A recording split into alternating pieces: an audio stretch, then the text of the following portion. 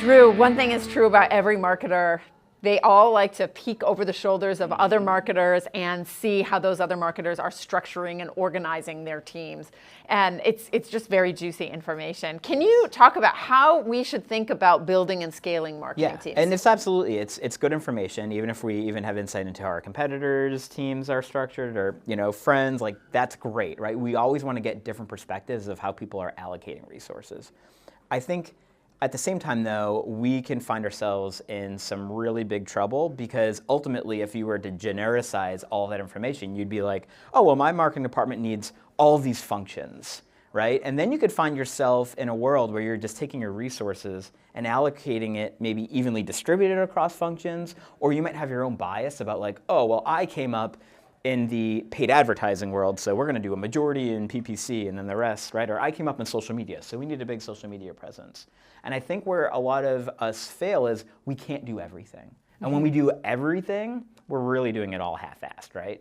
So what we need to do is think about our strategy, and we need to think about those functions, map out those major functions, and actually, this is a great practice, just force rank them, right? Think that none can have a tie together. How would you rank whether it's like your brand and communications and your demand gen and field marketing if you have it and international marketing? Like if you were to actually just prioritize those and then actually deploy and think about how much resources am I actually allocating to these and see if that matches up. More often than not, you're going to find it doesn't, right? And you may even decide those ones at the bottom of the list, we're not going to do those right now, right? We're gonna do those later.